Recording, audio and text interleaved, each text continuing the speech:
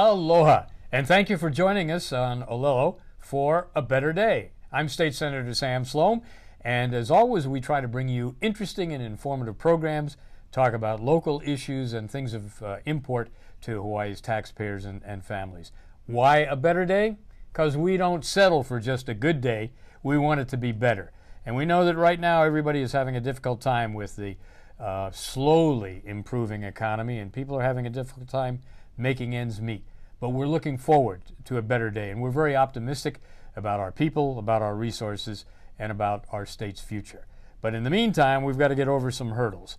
And so today I've got a very special guest that I know you'll enjoy, and you know her already. She is a former state house member, former city council member, and for the last 12 years, a leading member of the state Senate, where currently she's the vice president of the Senate, and she serves on the Tourism Committee and also on Ways and Means. And you know her best for her investigative work with the Senate Accountability Committee. And of course, I'm talking about Senator Donna Mercado Kim. Senator Kim, such a pleasure to have you. Very nice to be here. Thank you for inviting me. Well, you know, you have such a long and storied career. I don't think there's anybody in the state that doesn't know your name or your face because of the hearings that you have led. But tell us about some of your background in terms of things that you did, because you've been at, as I said, the state house level, the council level, and state senate. What are some of the issues and some of the expectations you've had over the years? First, you make me feel old. Oh, no, you did all this as a child, I know. I started when I was 10. That's correct. What I like to tell everybody. That's right. But it's been 30 years, Sam, unbelievably 30 years.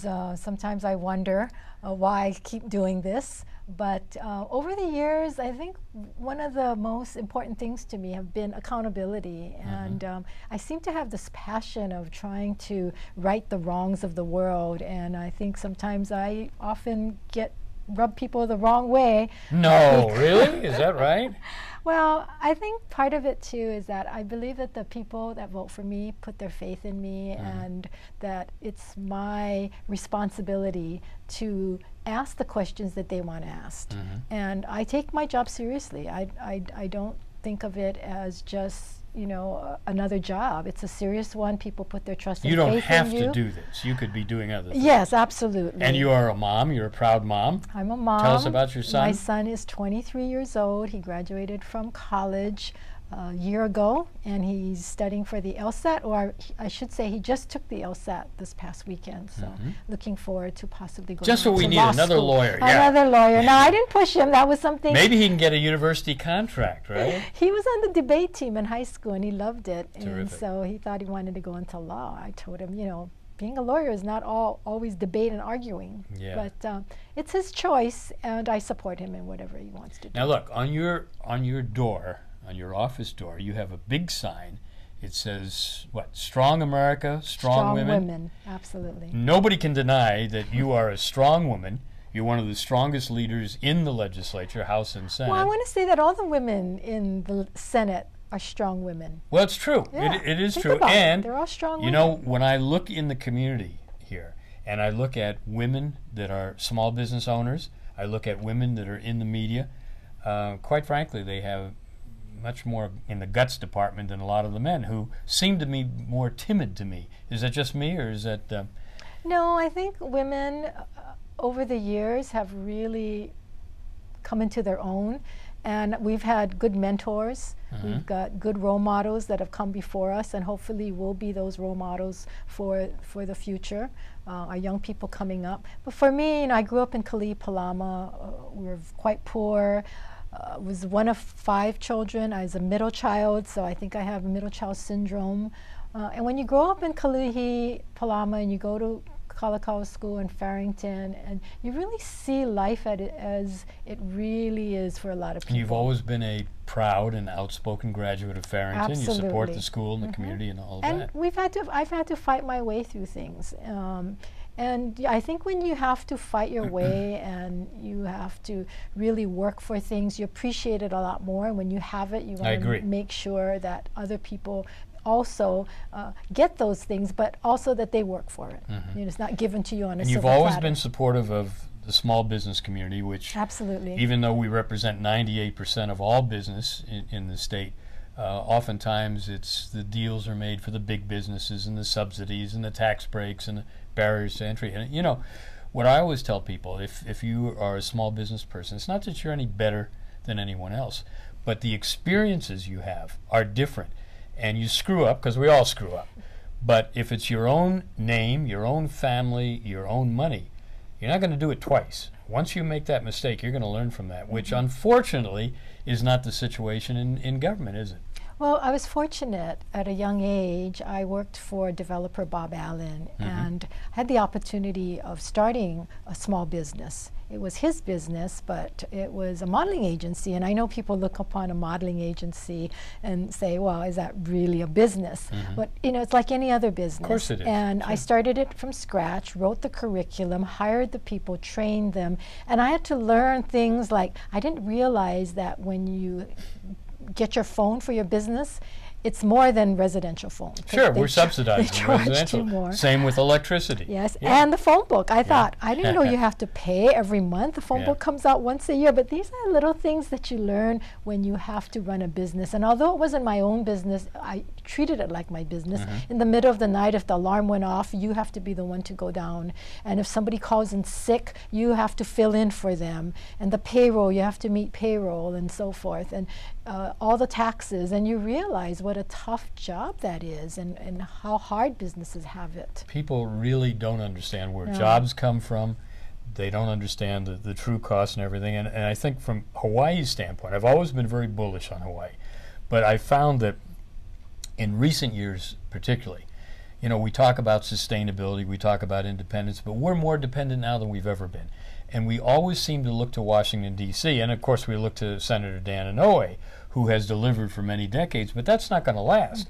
That's not going to go over, you know, forever. And I don't think that we're doing the kinds of things that we need to do to improve our business climate, to encourage individuals, and talk about accountability. And the proof of the pudding there is our unfunded liability at the state level. We're the worst in the nation in terms of employee retirement system and in terms of the employee's health system. And you've weighed in on all of these things before. You've asked for, you've demanded accountability. And I think there's still people within our community and certainly within our legislative body that are still in denial. They don't think it can happen here or miraculously it's going to change. And you know and I know it takes work and you've got to have effort to make those changes. What I'd like people to do and our colleagues to do is actually try to start a small business. You know, pick an industry, pick something and see what it takes to hire somebody, see what it takes to start a business. And they're it's an eye-opener of the amount of taxes and just to hire one employee. There's so many things out there that you don't realize that businesses face on a day-to-day basis. And then, you know, also, you know, businesses will say, well, the failure rate is greatest the first year, the first 3 years. Whew, I made it, I'm into year 5. It just gets worse because there's always new challenges, new taxes, regulations, and everything else, and you have to... And I just hate when my favorite restaurants close down. I know, I'm with you too, particularly in Hawaii. I mean, we are a restaurant area, right? Local food for local people. Well, look, you've also been, and I guess it's part of your small business training, you are one of the best legislators in terms of being able to read financial statements, and more importantly, being able to ask questions of people and get answers from them. And you know, you had plenty of experience before because you've had other investigations that you've been involved with. But Sam, you know, I really have no special training, and basically I rely on common sense. Street smarts, common sense. I look at things very simply, and I basically go after the basic question, and I think that's why the public identifies, because those are the same questions. I run into people and they said, you asked what I was thinking. But it's basic common sense, and I think sometimes we lack that in government. Well, I think so too. I think when people take the mantle of I'm an elected official, whether county level, state level, federal level, they seem to think that all of a sudden they become experts in 15 or 20 different fields, when in fact they may not have been an expert in any field before that. I've had this problem even with business. I talk to business people and they really don't have the background knowledge of how they got there, or a free competitive market system, which they'll talk about, in which they say they support, but ask them to explain it, and they can't do that. So I absolutely agree with you. I mean, give me 5 people that, you know, have the background, they run their own homes, they run their own businesses. They have to make those decisions. They don't have the luxury of having boards or commissions or blue ribbon panels. Or lawyers. Yeah, none of that. So, but you've been involved specifically in investigation in the past that involved the airports, bond practices of the state, the famous or infamous hydrogen contract, all of these things. And I've been privileged to sit with you on all of them. Woe be to the person or individuals that don't come prepared or try to stonewall us in terms of providing information. Well, first of all, I happen to get involved with all of those projects because people call me. You get a lot of calls, don't you? Yes, and they give me information, and a lot of them don't want, they want to remain anonymous, and they're very afraid, and they trust me after a while to know that I'm not going to reveal their names if they don't want me to. But the more important thing is they have to provide documentation, because I get so many calls. And getting to the bottom of things, and many times, as you know, it's informational because we don't have the subpoena powers. Unlike hydrogen, that's one instance where we did in fact have an investigative committee. But in most cases, we do informational briefings and hearings, and by shedding light on things, by having transparency, we get results. We saw that at the airports where Mr. Sekiguchi resigned. But again, all of these are instigated by employees, disgruntled workers, people who feel they've been wronged, or people who see their waste in government and just get so fed up, retirees who've kept information over the years and finally decide they want to reveal it. We have created so many of these governmental agencies that people can go to, but you mentioned trust, and I think that's really important because they've gone to the agencies, they find out who the agencies report to or are part of. They haven't seen any results, so they pick the few people in the legislature that they do trust, or people in the community, and come to them. And unfortunately, there's an awful lot of unfinished business within the community. Well, look. And I have a compassion for these people because they really want something. They feel they've been wronged, or they want something done, and nobody willing to stick their necks out for them. So I don't make these things up, and I'm not always the one that's instigating it, but I feel compassionate when they approach me and come to me. And there's so many that I can't fulfill, I can't follow through because there's just not enough information. You've got a good track record, and that's why people trust you. You also have a dynamite staff. You work them hard. You're such a taskmaster. You've been described as being, let's see, vivacious, voracious, to some vexatious, all the V's, right? All that. But nobody can question your passion, and I think that came out particularly in last month's hearings that had to do with the University of Hawaii. And I think you broke all existing records. The Nielsen people said that you beat General Hospital and the Dr. Oz show for viewership here. Everybody was watching. Everybody was watching these hearings. And why? Because I think after many years, look, it's my university. I graduated there. You went there. My son is there now. People in the community have donated money. They've donated time. We made it very clear from the beginning, we're not on a witch hunt, we're not trying to whitewash, but we're going to get to the bottom of some practices and some policies that have to be changed. And you did that. You put some people on a very uncomfortable hot seat. Well, Sam, our local community are very forgiving. Very forgiving. Very forgiving. Yes. But when they see people who avoid the questions or avoid giving the answers, or see that they're not prepared, I think that bothers them. It bothers me because I think people have to be accountable, that if they're being paid by the taxpayer and they're making a lot of money and they have a responsibility, then they should be prepared. And we don't ask them rocket science questions. It's basic questions. And you even tell them in advance what kind of papers they want and what kind of issues are going to be discussed. Well, and if they anticipate the questions, then they should be able to be prepared. And it surprises me all the time that people come before us so unprepared to answer. I don't understand why. I think part of the problem is because they have not been held accountable in the past. They've not been held accountable. You know, we go to hearings all the time, and people come and they bring somebody with them who presents a nice chart or you know, nice text performance. But then when you start asking the questions, that's different. But unfortunately, on a lot of legislative committees, the questions aren't asked, or there's no follow-up. There's no follow-up usually. Or just like the legislative auditor's report. The legislative auditor does wonderful reports, but some of those reports she's done over and over and over again. They're not implemented. And I think that far too often some people in government and some of these agencies believe that nobody's going to hold them accountable, and it's just an exercise, an uncomfortable exercise they have to go through. Now, in the case of the University of Hawaii Regents, that's even more unique because they don't get paid. They're community leaders. It's a very prestigious position. They have a tremendous amount of responsibility and power, but they haven't exercised. And I remember sitting next to you years ago in the Senate Tourism Committee when you took on the board of the Hawaii Tourism Authority, and you got really upset with them because even though they're a voluntary board, again, when you sign on, you've got responsibilities in the community, and others expect you to exercise that. The result of your hearings were that there were changes. There were significant changes made by management, by the board. They read materials, they ask questions. But during this university investigation, it was very disheartening when we asked several of the regents, you know, why wasn't there any discussion? Why didn't people bring up things? And we knew it was more than just the Stevie Wonder concert and just the $200,000. But they would say, oh, yes, we had this discussion. Of course, it was behind closed doors. And then I remember asking them, well, how did you vote when it was all done? They all voted for it. It was all in lockstep. I think, though, you know, you said earlier that people are forgiving here. That's true.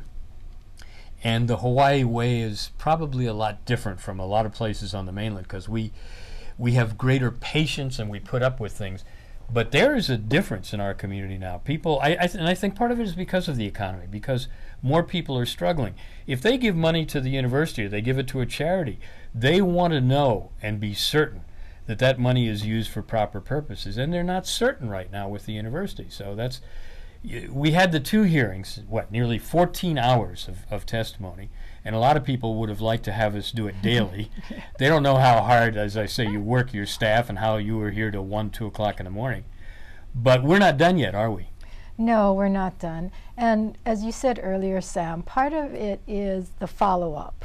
You can ask the right questions, but if you don't know the answers, and that's, you know, interesting. If you know the answers, then why ask the question? Right. But the reason you need to do the research and ask know the answers is because when they give you an answer, you need to know whether they're telling you the truth or not, or you need to know whether there's more to it. And if you don't know the information, then you just take what they tell you as the truth or as the way things are, and nothing changes. And you don't question or challenge them for the answer. And I think that's what we have to do more of.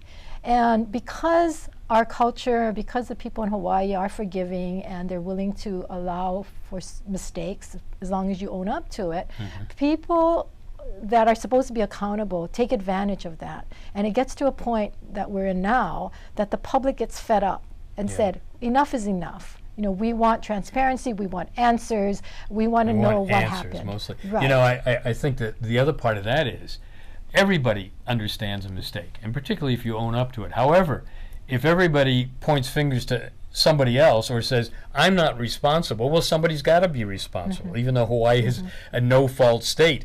It's not so much a question of fault as it is for accountability.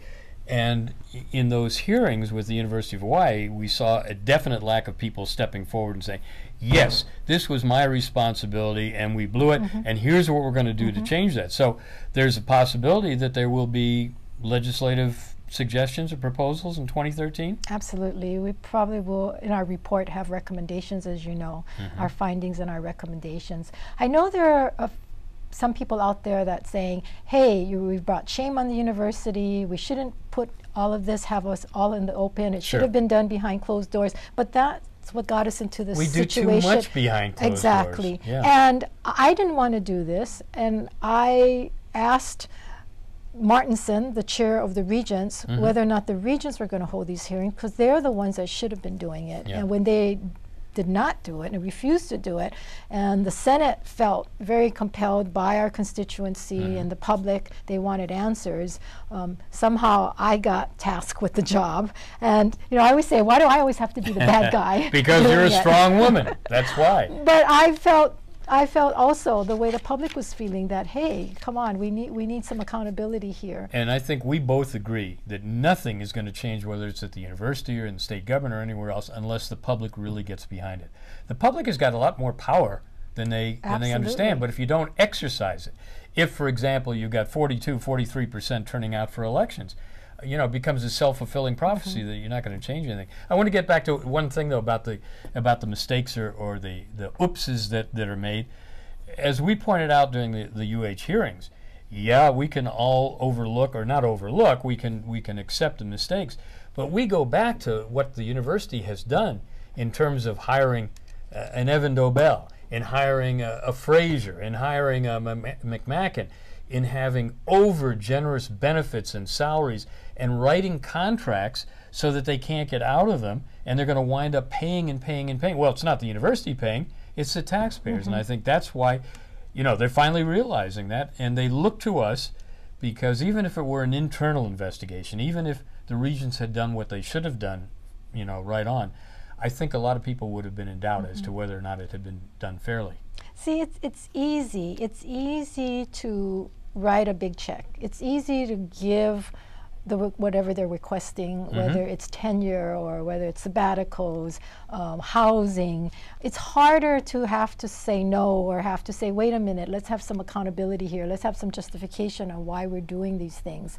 And not enough attention is paid to really vetting these people out, because as we found over the years, we haven't had too many people live out their contracts. We have a tendency to want to buy them out when they have wrongdoing, but we're not holding the people accountable who selected them, who interviewed them, who vetted them, to say, wait a minute, you folks did that, so you better spend a little more time. In the case of our current president for the university, I remember at the interviews, everybody dropped out, and she was the last person there, and I said, wait a minute, maybe you should go and get a couple more people so you can compare.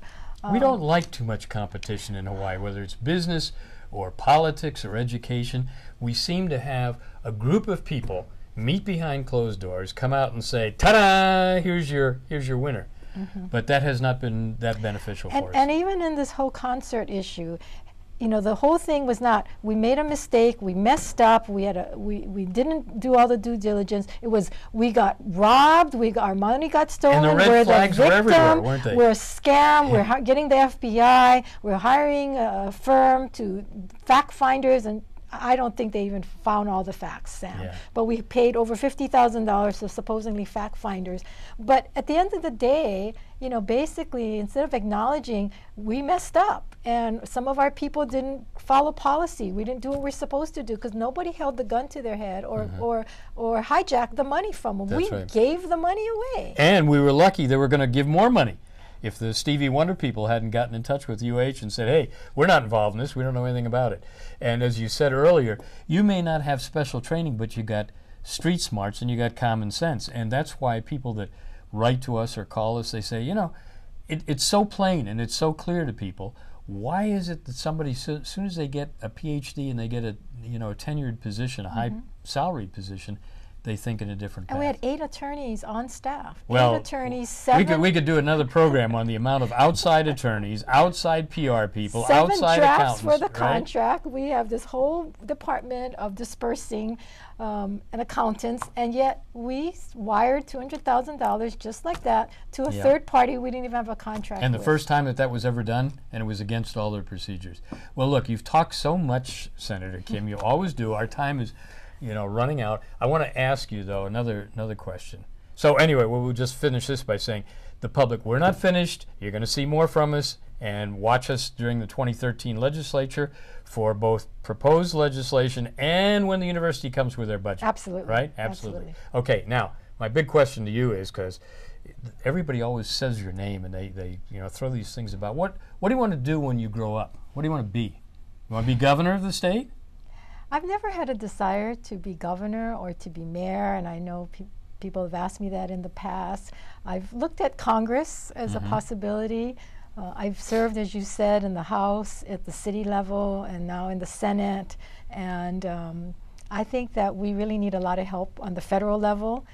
I'm not sure that everybody's being held accountable there as well. So that seems like a big challenge. I love challenges. So perhaps, we'll see. And what do you see as a vision for Hawaii? What would be the ideal situation for Hawaii in the future? We need to really pull together, and we need to have a lot more transparency in what we do. We need accountability. I think through transparency and accountability, people will have more faith in their leaders. We need strong leaders to carry us through, and good mentors, good people that can help our younger people, the future. You and I mean, we're. Well, speak for yourself, Senator Kim. I don't like where you're going. Well, I think our young generation, we have to empower but them. We've got to get them involved and in teach them and let them take over. We have to pass the baton. Yes. Well, thank you very much. Look, our very special guest has been the Senate Vice President, Senator Donna Mercado Kim. It's always a pleasure. You're going to be hearing more from her and more from the Senate committee, because that's what we're empowered to do, and that's what you want us to do. So, this is Sam Slom thanking you for watching, saying we are going to help make it a better day. We want your help too. If you have any questions. And you can make the difference. You can make the difference. Absolutely. Aloha, and have a great day.